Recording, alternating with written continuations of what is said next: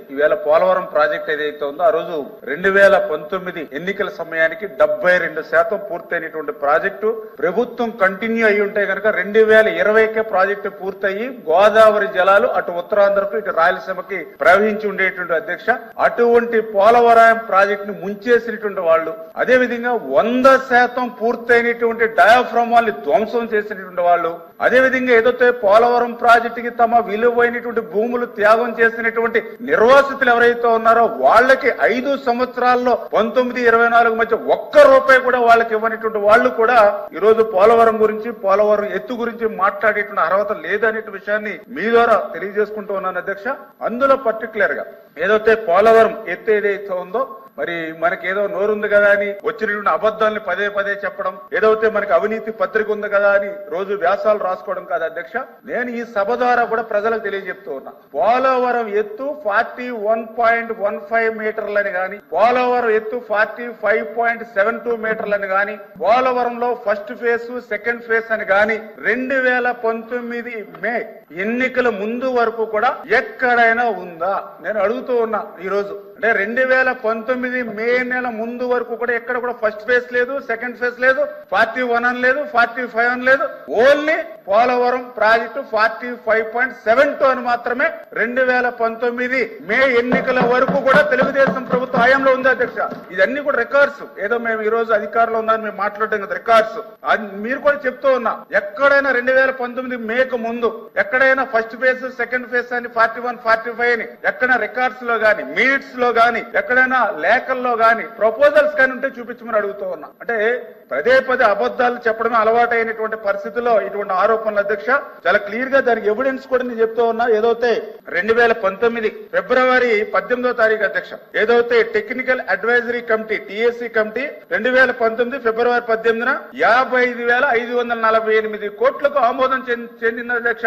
ఆ రోజున్న ప్రభుత్వం తెలుగుదేశం ప్రభుత్వం ఆ రోజున్న ముఖ్యమంత్రి చంద్రబాబు నాయుడు గారు 55,548 కోట్లకు అక్షరాల మరి ఏదైతే టెక్నికల్ అడ్వైజరీ కమిటీ ఆ రోజు ఆమోదం పొందినటువంటి రికార్డ్స్ అధ్యక్ష ఇవన్నీ కూడా. మరి అదేవిధంగా ఈ రికార్డును బేస్ చేసుకునే 2020 అంటే తర్వాత వచ్చినటువంటి ప్రభుత్వంలో కూడా 2020లో ఏదైతే దీన్ని బేస్ చేసుకుని మరి ఆ రోజు కూడా చాలా క్లియర్ గా ఆర్సీసీ అంటే రివైజ్డ్ కాస్ట్ ఎస్టిమేషన్ ఏదైతే ఉందో వాళ్ళు కూడా 47,617 కోట్లకు ఆమోదించారు అధ్యక్ష. అంటే 2020 వరకు కూడా ఎక్కడ కూడా ఫేజ్ 1 ఫేజ్ 2 అని గానీ 41, 45 అని లేదు అధ్యక్ష. మరి ఎప్పుడు వచ్చింది 41, 45 లేదంటే ఏదైతే ఫేజ్ 1 ఫేజ్ 2 ఎప్పుడు వచ్చింది అని అంటే 10/1/2022 అధ్యక్ష. ఎవరున్నారు అధ్యక్ష ఆ రోజు ముఖ్యమంత్రి?